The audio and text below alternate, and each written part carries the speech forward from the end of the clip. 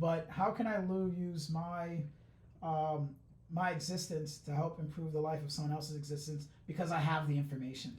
And so when this was passed, how has life improved for people? How's this bill actually impacted Oh, I people? see. Actually, I don't know. Okay. This happened last year. I have absolutely no idea. Okay. I hope it's. I know it's gonna probably take a while because Yeah. a lot of it is being funded through loans. So Mhm. it requires mental health professionals to take that loan and then say, hey, I will operate in these specific locations to then be of Yeah. service. I think it's a big problem. I think we have all these things like pass these laws or whatever, but then Yeah. there's no follow up, right? There's like Yes. we pass this law, let the bureaucrats take Yeah. care of it, right? Oh, actually, you know what? And maybe the bureaucrats on down, like Yeah. implementing your law, right? Especially now, there's been a big push away from that DI or away from that inclusion. Hmm.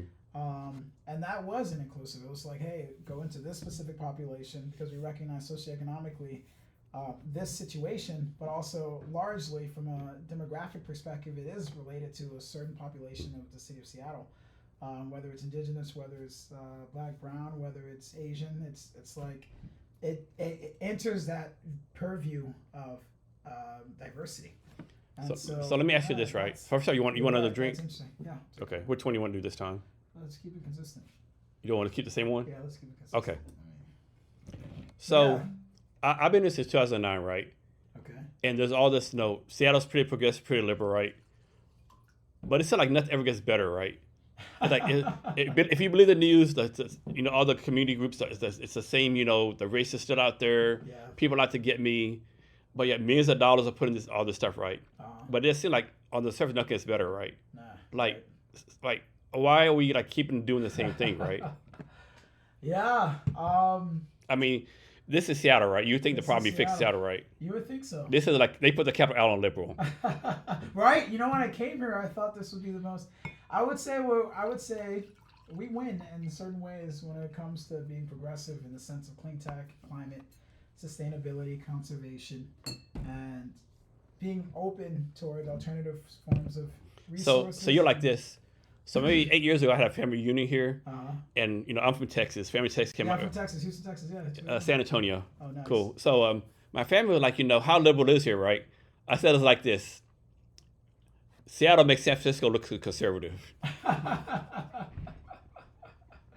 Oh boy, it is interesting in that I would say we still do have a larger tech population, and with tech comes this idea, which is true, that if you're just smart enough, and maybe even you're even independent enough, Mhm. you can have freedom through economics of just being paid more. And so technology is always democratized access to a better life. Mhm. And in that process, I would say that level of democratization enables you to be a bit more liberal and free in your perspective on the world. And so Seattle does represent that liberal world.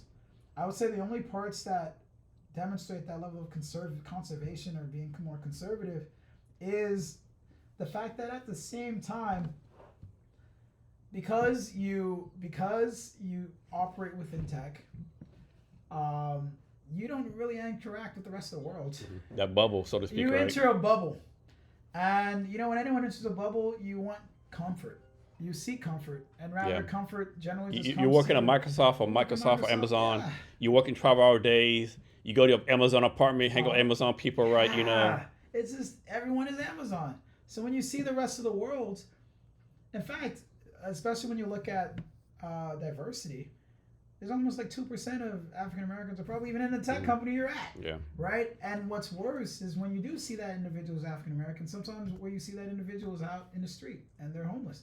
And you're like, oh, all these, and then you start making these generalizations. And you're like, all these people who are this kind of demographic are this color. Oh, they're And like so Amazon it people are like, reinforces- what do you mean they can't afford to eat? It's only $20 for a sandwich. What do you mean? It's only $20. What are you talking about? Inadvertently, biases are more so magnified because of the nature in which a lack of visibility to other people creates.